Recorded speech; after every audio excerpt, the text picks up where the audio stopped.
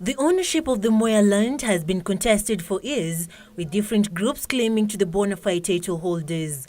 A group of people claiming 12 valid titles are now threatening to storm the controversial land if the government did not fast-track the settlement process. Speaking at Kiritiri Umau grounds, the group said the National Land Commission and the county government of Mbeere had subdivided the land in respect to the agreement, and title deeds were issued to 7,000 people.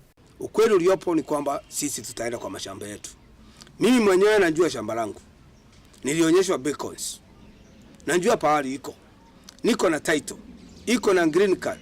Sasa mimi nitaenda kwa shamba yangu, nitafute ni nani yako, nimpeleke kotini.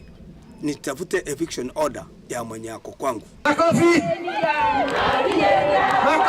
Elsewhere, anti-FGM crusaders and women leaders in Samburu County are calling for equal opportunities and access to education for girls.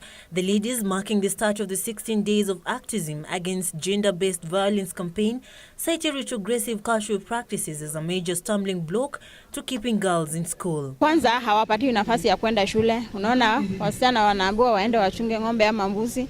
Kwa hivyo hawapatiwi nafasi ya kwenda shule. Pili, wanaozwa mapema kabla hawajamaliza shule. Ya tatu pia ni hiyo kukeketwa. Unajua kisha keketwa wanaambiwa umekuwa mtu mzima, unafaa kupelekwa, unafaa kwenda kuolewa. And media graduates and students have been challenged to come up with creative and captivating local content which will put the county in the international map.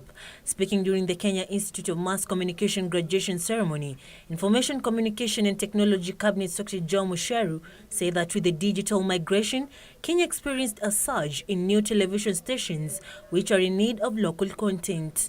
To sustain the growing content and TV stations that create jobs for the thousands of Kenyans, you have a critical role in ensuring that the content you generate is not only marketable enough to attract revenue from advertisements, but also helps the country in progressing the Big Four agenda.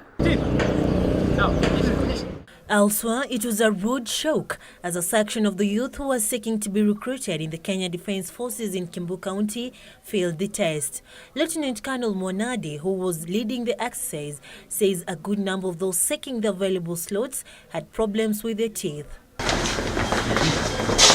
And Homa Bay County Assembly Speaker Elizabeth Yeo is calling for dialogue between the warring factions at the Assembly.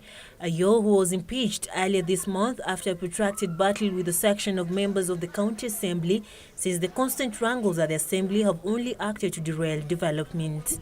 Finally, a sanitation crisis is looming in Mbeere County after public health officials shut down 13 wells supplying water in the area, leaving only one operational. Mbeere East public health officials say also cited high health risk resulting from possible contamination from surface water runoff following heavy rainfall that has pounded the region over the past 1 month.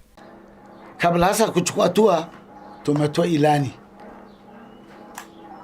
Hiyo ilani hakuna mtu ametimiza. Jana tumetoa notice ya kufunga. Nafikiri leo kuanzia asubuhi saa 12 hiyo ndio ile exercise ambayo ilikuwa inaendelea. For Channel 1 News, I'm Sarafina Robi.